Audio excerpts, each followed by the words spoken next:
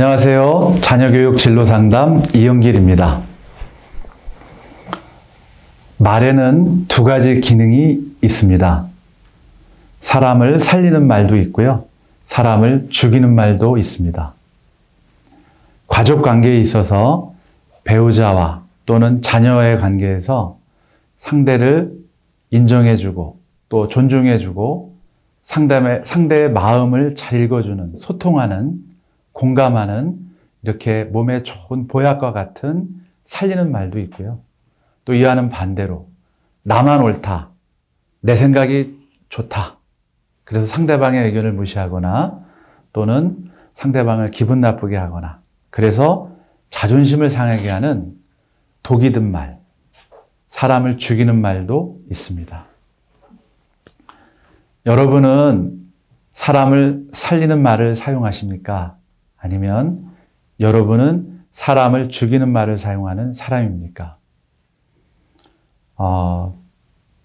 두 가지 다 사용할 수 있죠. 때로는 사람을 살리기도 하고 또 사람을 죽이는 말도 하고, 이처럼 사람을 살리는 말과 사람을 죽이는 말이 엄연히 존재하는 것 같습니다. 그런데 많은 부모님들이 내 자녀를 살리는 말을 하고 싶어하고 또 하려고 노력합니다. 그런데 본의 아니게 우리 아이들이 상처를 받고 또 심할 경우에는 대화가 단절되거나 또는 분리되는 그런 안타까운 일도 있습니다.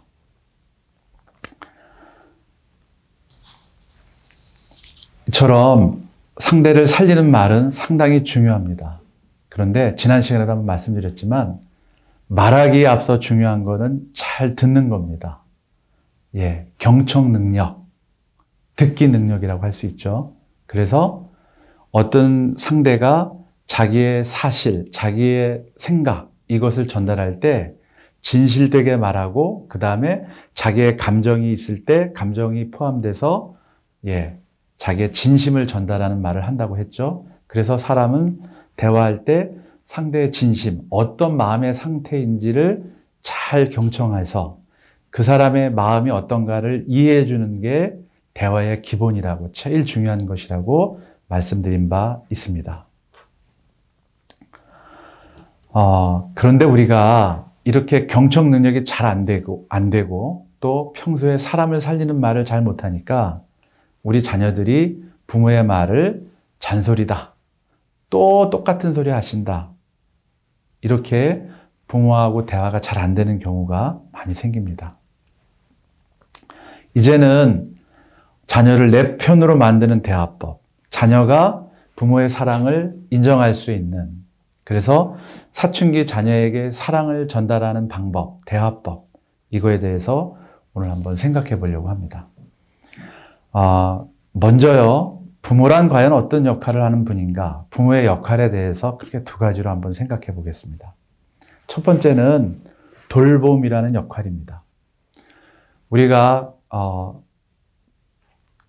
결혼을 해서 자녀를 낳게 되면 우리는 부모가 됩니다. 그리고 부모가 되면서 어디서 배우지도 않았지만 자연스럽게 자녀를 돌봐주게 됩니다.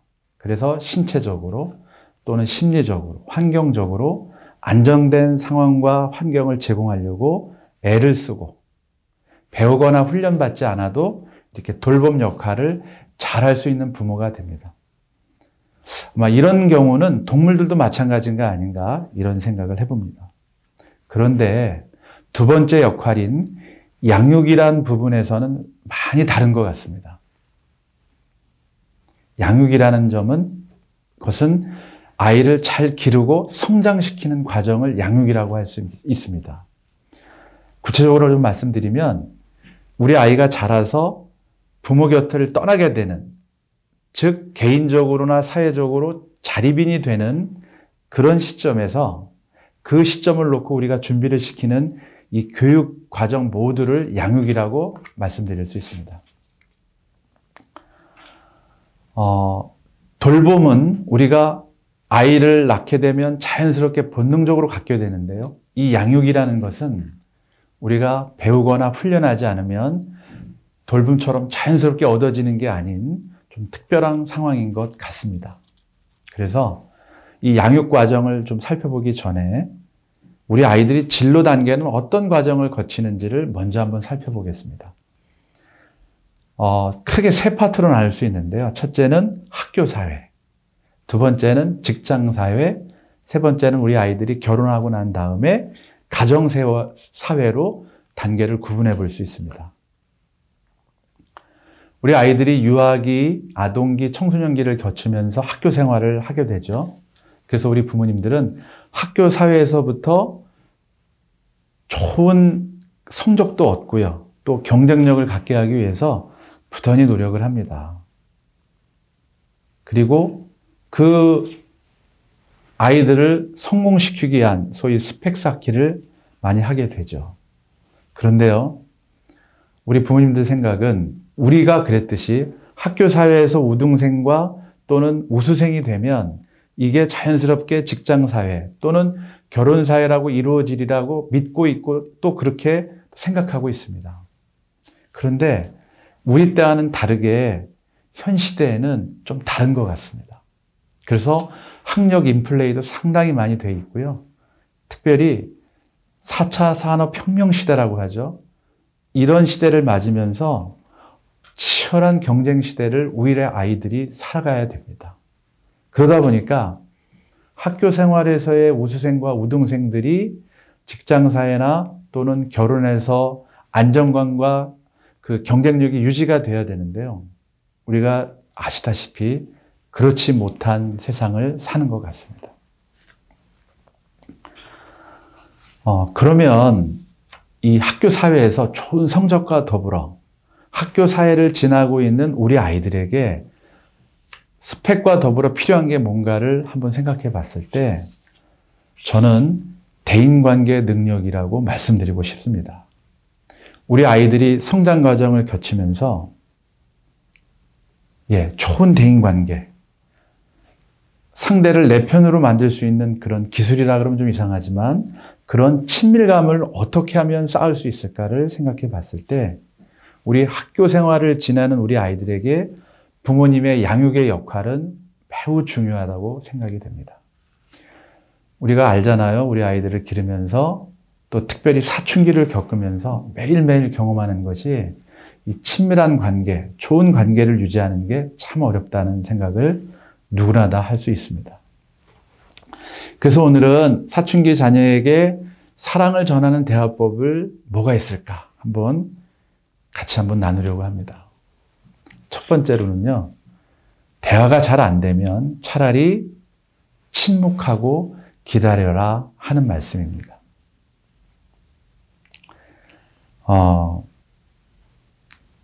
대화가 안 되면 서로 양보하고 서로 기다릴 수 있는 그런 시간을 가져야 되는데 내 아이다 보니까 시간이 너무 길어질까 봐 또는 남들은 지금 열심히 뭔가 하고 있는데 우리 아이만 뒤처지지 않는가 하는 불안감과 두려움이 결국 그런 시간을 못 갖게 하죠. 그러다 보니까 어쩔 수 없이 자녀와 분쟁하게 되고 심하게 싸우게 되고 또 단절되게 됩니다. 그래서 제가 상담하면서 제일 많이 하는 말씀이요. 알죠. 아이하고 싸우면 안 된다는 거를. 근데 어쩔 수 없이 싸우게 될 수밖에 없는 상황이 되면 어머니 차라리 조금 침묵하시라고, 좀 기다리시라고. 만약에 싸우거나 다툼하면 모든 것을 잃을 수 있다. 그동안 공들여서 이렇게 열심히 잘 싸워왔는데 그 공든탑이 하루아침에 무너질 수 있다. 이렇게 말씀드리면서 될 수 있으면 꼭 싸움 피하십시오. 심한 갈등은 분쟁은 피하십시오. 이렇게 말씀을 드립니다. 지난번에도 한번 말씀드린 기억이 있는데 자녀에게 많은 잔소리와 화를 내면요. 아이들은 그런 그 화를 내는 부모를 보면서 이미 면죄부를 받았다고 생각을 합니다. 나는 벌써 엄마에게 아빠에게 체벌을 받았다고 생각을 하니까 아이들이 잘 변화되지 않습니다. 잘 고쳐지지 않습니다. 예를 한번 더 들어볼게요. 야, 너는 왜 이렇게 매일 시간을 못 지키니? 왜 이렇게 게임하는 시간이 자꾸 시간 약속을 넘어가니? 또는 공부를 할 때 너 왜 이렇게 집중을 잘 못해? 너 바보야? 머릿속으로 딴 생각만 하는 거지? 자, 이렇게 지적을 하게 되거나 아이에게 원망 섞인 투로 얘기를 하면 아이는 엄마의 표정을 보면서 엄마의 말투를 보면서 엄마는 벌써 화를 냈어. 왜? 내가 벌써 기분이 나빠졌으니까. 이것은 무의식적으로 체벌을 받은 거나 마찬가지라고 아이들이 착각하게 됩니다. 그래서 매일 잔소리하거나 매일 혼나면서도 아이들이 바뀌지 않는 거는 이처럼 부정적인 그 부정 욕구만 강화시키는 거지 그게 긍정적인 효과를 못 거두기 때문에 그렇습니다. 그래서 오히려 이럴 때는 누구누구야 게임 약속 시간이 지난 것 같은데 한번 확인해 보겠니? 예. 또는 공부에 집중을 잘 못하면 공부가 많이 어렵니? 이 문제가 많이 어려워 힘들어? 그런데 너는 원래 잘할 수 있는 아이야. 그러니까 좀 쉬었다 하렴. 아니면 엄마가 좀 봐줄까? 예, 이처럼 질문하는 형식으로 또 아이에게 생각해 볼 수 있는 선택권을 줄 수 있는 형식으로 이런 대화법을 사용하면 아이가 엄마가 꾸중을 하거나 화를 내거나 그런 게 아니기 때문에 아이는 생각하게 되거든요. 그래서 아이에게 변화와 성장을 줄 수 있는 기회를 갖게 하는 이런 대화법을 주는 게 좋다고 생각이 됩니다. 이게 잘 안 되시면 차라리 침묵하고 기다려라. 이렇게 좀 말씀드리고 싶고 어느 때까지냐? 예, 많이 힘들죠. 그런 면에서. 두 번째로 드리고 싶은 말씀은 조금 좀 이해하기 어려울 수 있는 말씀일 수 있는데 참고 기다리는 게요. 잘못하면 참고 썩혀서 오물이 되는 시간이 될 수도 있고요. 또는 이해하고 발효시키는 거름이 되는 시간을 보낼 수도 있습니다. 어떤 부모님이든 자녀에게 많이 양보하고 오래 참죠. 그리고 처음부터 화를 내시거나 욱하시는 부모님은 없으시죠. 이렇게 두고 보시죠, 이렇게. 그런데 그 두고 보는 시간들이 어떤 분들에게는 억지로 참고 썩는 과정이 되는 분들이 있고요. 또 어떤 부모님들에게는 그 시간이 인내하고 아이의 성장을 기다리는 그런 시간이 되시는 분들도 있더라고요. 이게 뭐가 틀린지를 좀 한번 말씀드리면, 이제 제가 다투지 말아라. 분쟁하면 오히려 역효과가 나니까 좀 모른 척하고 기다려. 이렇게 말씀을 드리면 충분히 기다렸다. 충분히 참았다. 이렇게 말씀하시는 부모님들이 많으세요. 그런데 이걸 억지로 스프링을 누르는 것처럼 억지로 참다 보니까 결국 한계가 드러나죠. 부모님들도 다 사람이니까. 이러다 보면 어느 순간에 자녀가 예측하지도 못한 시간에 또 부모님도 그렇게 하고 싶지 않은 게 순간적으로 이렇게 욱하고 폭발하는 이런 현상들이 생기죠.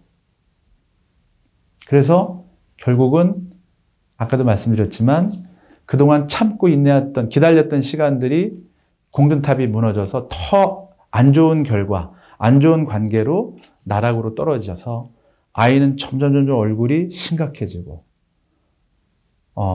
삐진 것처럼 퉁명스러워지고 또 부모님들 또한 짜증도 나시고 또 상대적인 박탈감, 우울감을 느끼는 부모님들이 많이 생기게 되죠. 그런데 아이에게 올라오는 짜증나고 욱하는 감정을 그 에너지를 아이의 본능과 아이의 태도와 아이의 입장과 생각을 과연 어떤 아이인가 그 심리적인 정서적인 상태를 공부하려는 부모님도 많이 계셔요. 그래서 이런 부모님들은 그 에너지를 가지고 공부를 하시면서 우리 아이가 지금 이런 상태겠구나, 이런 생각과 이런 감정을 갖고 있겠구나라고 아이의 감정을 읽어주기 시작하는 부모님들이 계시다는 거예요. 이런 부모님은 그 기다리면서 시간을 보내는 인내의 과정이 감정의 찌꺼기가 오물이 돼서 폭발해서 관계가 깨지지 않고 오히려 좋은 걸음이 돼서 그 아이에게 자양분으로 공급되어진다는 거죠. 그래서 이런 부모는 자녀의 이해력과 공감 능력이 탁월하게 높죠. 그래서 지금 학교 성적은, 지금 국영수 학습 기술은 좀 떨어질지 모르지만 이런 아이들이 중학교, 고등학교, 대학교, 대학원 올라가면서 자기의 잠재력을 끄집어내는 경우를 정말 무척 많이 보고 있습니다.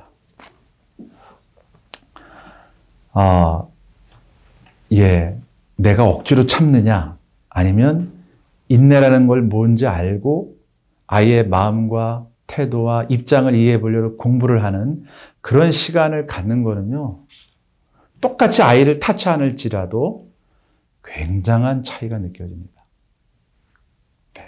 그리고 그런 부모님들은 얼굴색이나 어떤 인상이라 그럴까요? 다르시더라고요. 제가 만난 부모님들은. 상담실에 오시는 부모님들과 학생을 보면 아무 말을 서로 안 했어요. 그런데도 좀 보이더라고요. 그런 게. 이 가정이 어떻구나. 이 부모님은 인내하려고 하는 부모님인지 아니면 이 부모님은 참다가 폭발하는 부모님인지 알 수 있겠더라고요. 자, 셋째 말씀드리면, 옳은 말을 하기보다 자녀의 감정을, 마음 상태를 친절하게 말해주는 부모님이 되십시오라고 말씀드리고 싶습니다. 이어지는 말이죠. 그죠? 모든 부모는 자녀가 옳은 길을 가기를 원합니다. 또 그걸 성공하는 길로 가기를 원하죠. 그런데 문제는 자녀와 부모 간의 우선순위의 문제, 또 시간의 문제, 이런 것들이 서로 다르다 보니까 갈등이 일어나죠. 그래서 부모님들은 공부하고 노는 게 우선순위고 해야 할 일을 먼저 하고 하고 싶은 일을 하는 게 우선순위죠. 그리고 대체로 학생의 입장과 말보다는 부모님의 입장과 방법이 더 옳으니까 먼저 부모 말대로 한번 해봐라, 이렇게 이야기를 하게 되죠. 제가 겪었던 실제 이야기를 한번 드려보겠습니다. 제가 이제 상담 공부를 이렇게 막 시작할 그쯤 같아요. 그때 어떤 한 학생을 알게 되었는데요. 그 아이는 고등학교 1학년 남학생. 그리고 누나가 고3 누나가 하나 있었고요. 아버지는 사업차 이제 지방 생활을 많이 하시는 분이라 평상시에는 엄마가 아들과 딸을 이렇게 데리고 사는 이제 그런 가정이었습니다. 그런데 어느 날 어머님께서 저에게 전화가 왔어요. 파출소에서 연락이 왔는데 아들이 지금 오토바이를 훔치려다가 현행범으로 잡혀서 지금 파출소에 있다고. 그래서 아빠는 지금 멀리 계셔서 혹시 저한테 한번 같이 가줄 수 있냐고 부탁을 하셔서 제가 한번 따라갔습니다. 근데 이 학생은 이미 좀 평소 생활이, 학교 생활이 또는 가정 생활이 좀 불성실했어요. 지각 결석이 좀 잦았고요. 또 가출도 또 많이 했던 그런 경험이 있던 학생이었거든요. 그래서 어머니가 이제 선생님 같이 가자 그래서 이제 같이 간 경우인데, 파출소 문을 열고 이렇게 들어가니까 아이가 벌써 풀이 죽어서 고개를 푹 숙이고 소파 한쪽 구석에 이렇게 앉아 있더라고요. 근데 저희가 들어가는 거 쳐다보지도 않고, 그래서 이제 파출소 문을 열고 경찰관 앞에 갔더니 다짜고짜 누구 보호자냐고 물어보시더니 이 아이는 오토바이 현행범으로, 절도죄로 잡혀왔다고 이러시면서 이 아이는 곧 절도범이기 때문에 처벌을 받아야 한다고. 그러면서 또 하시는 말씀이 요즘 이런 아이들이 굉장히 많다고. 말끝마다 절도범이다, 도둑이다, 이렇게 계속 말씀하시는 거예요. 근데 여기서 제가 정말 평생에 잊지 못할 반전이 일어났어요. 조용하게 경찰관의 이야기를 듣던 어머님께서 정색을 하시면서 경찰관의 눈을 똑바로 쳐다보시면서 이렇게 말씀하시는 거예요. 경찰관님, 제 아들은 도둑이 아닙니다. 그때 경찰관이 아니 무슨 말씀하시는 거냐고, 아들이 현장에서 잡혀왔다니까요. 도둑질하는 현장에서. 그랬더니 어머님이 재차 이렇게 말씀하시는 거예요. 제 아들은 그 오토바이를 갖고 싶거나 그것을 훔쳐서 돈으로 바꿀 생각이 있는 도둑이 아닙니다. 제 아들은 오토바이를 타고 싶어서 주인에게 허락을 받지 못하고 한번 타보려고 했을 뿐입니다. 경찰관님, 제 아들은 남의 물건을 탐내거나 도둑질하는 그런 도둑이 아닙니다. 이렇게 말씀을 하시는 거예요. 저도 참 놀랬고요. 경찰관도 놀라서 그런지 어머님을 한참 쳐다보시더라고요, 이렇게. 그런데 그 말씀을 하시는 그때의 아들이 푹 숙였던 고개를 들면서 어머니를 이렇게 쳐다보더라고요. 그러더니 그 경찰관이 이렇게 얘기했어요. 아드님은 이번이 처음이니 이번에는 훈방 조치해드리겠습니다. 오토바이가 없어진 것도 아니고 오토바이를 판 것도 아니기 때문에 데리고 가십시오. 이렇게 얘기해서 데리고 나오게 되었습니다. 분명히요, 엄마는 파출소 가기 전에 저하고 통화하면서 또 저하고 가면서 굉장히 두려워하셨고 불안해하셨어요. 그리고 평상시 어머님은 굉장히 모범적인 어머니, 규칙을 잘 지키는 선량한 어머니셨거든요. 그런데 경찰관 앞에서 어머님은 정확하게 아들의 생각과 감정, 마음 상태를 읽어내서 경찰관한테 전했어요. 시간이 한 20년 흘렀어요. 지금 그 아이는 학생들을 가르치는 교수가 됐어요. 물론 좋은 대학은 못 갔어요. 그런데 이 아이가 끊임없이 공부해서 교수가 되었습니다. 위기는 기회라고 하죠. 이 아이에게 심각한 사건, 부모님에게도 그 엄마에게도 엄청난 힘든 어려움이었었는데 그 어머니는 옳고 그름을 떠나서 아이의 마음을 정확히 읽을 수 있었던 그러한 능력이 있었던 거예요. 저는 그것을 사랑이라고 표현하고 싶습니다.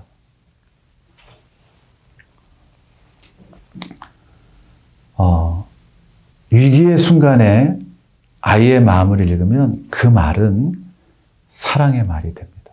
그리고 그 사랑의 말은 아이에게 보약과 같은 약이 되는 말, 사람을 살리는 말이 됩니다. 또 제 개인적인 이야기를 드리는 것을 좀 양해해 주시기 바랍니다. 저는 굉장히 논리적이고 합리적인 기질의 사람이더라고요. 그래서 그런지 어렸을 때부터 제 의견을 똑바로 주장하고 또 어떤 논쟁이 벌어지면 좀 남을 좀 잘 설득한다 그럴까요? 참 지지 않는 그런 기질이었습니다. 그런데 참 부끄럽게도 저는 부모님 살아계실 당시에도 저는 부모님에게 제가 갖고 있는 기질을 여과 없이 드러내서 부모님 뜻을 많이 거스리고 또 내 뜻대로 마음대로 살았던 그런 경험이 있습니다. 제가 이런 면이 좀 많이 후회스러운 점입니다.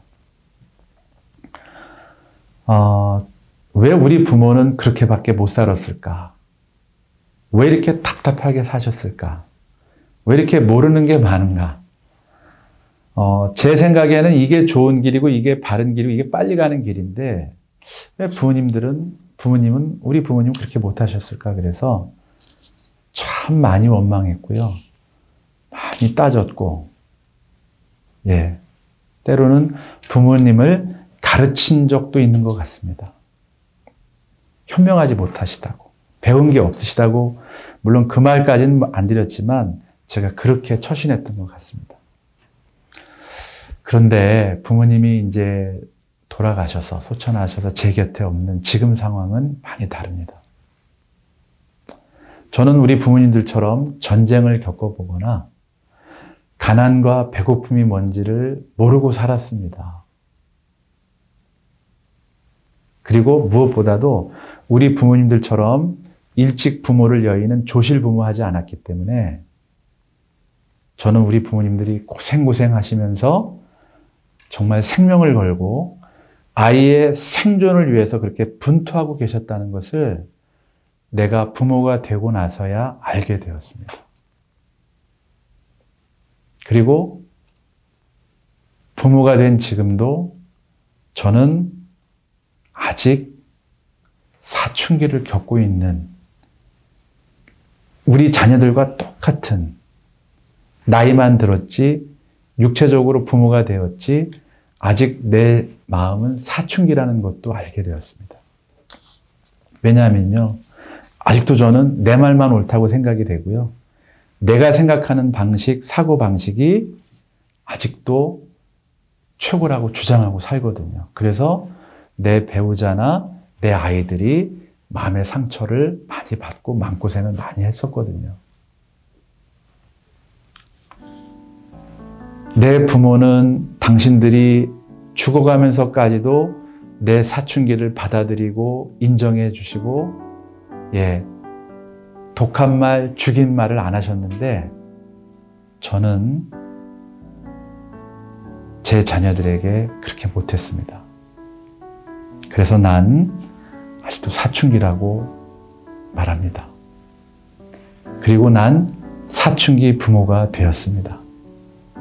사춘기 부모가 사춘기 자녀를 사랑하는 일은 결코 쉬운 일이 아닙니다.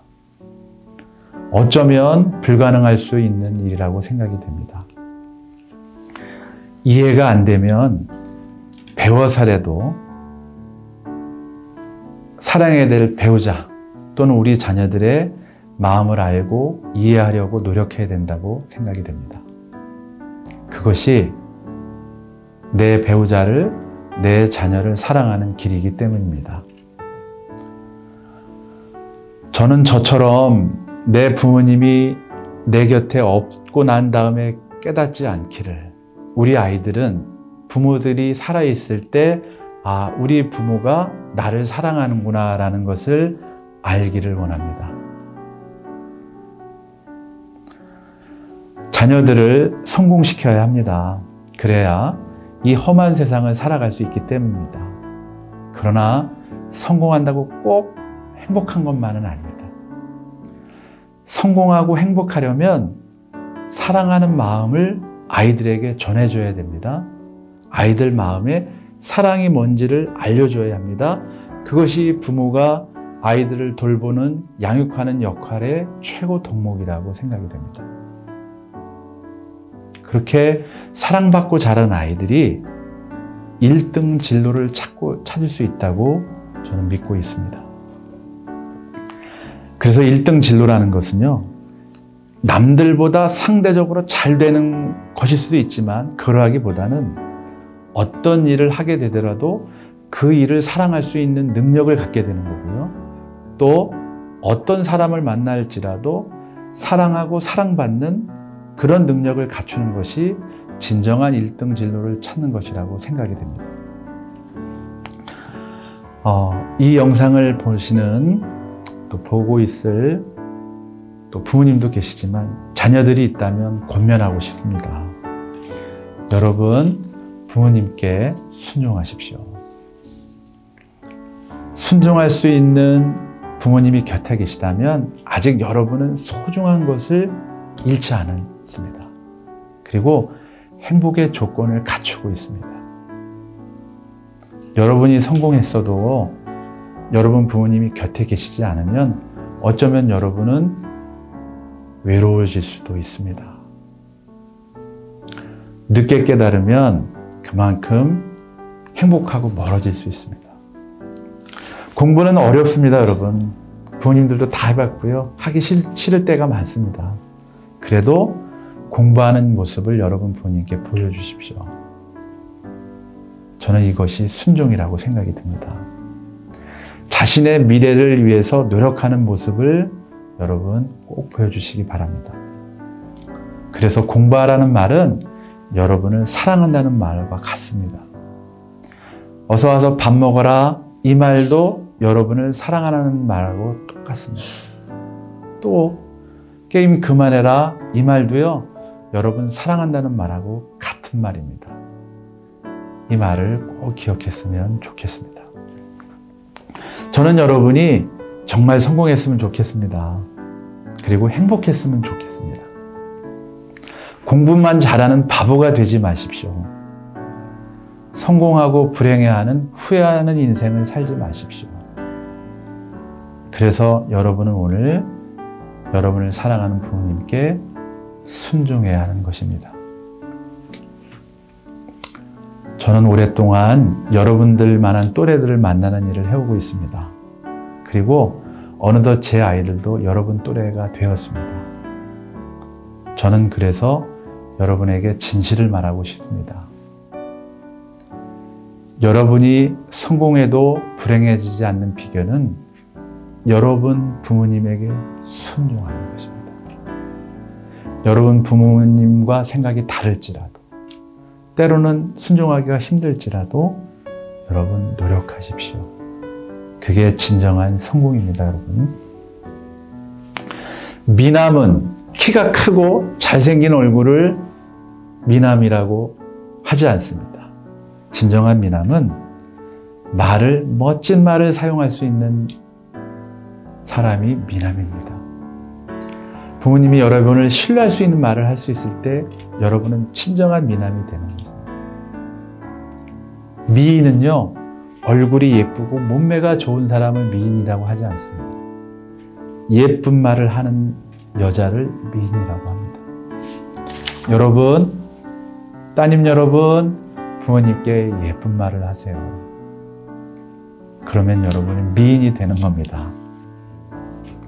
부모님 여러분, 좋은 부모는 돈과 부동산을 유산으로만 남겨주지 않습니다. 좋은 부모는 자녀에게 사랑하는 말을 많이 남겨주는 유산을 줍니다.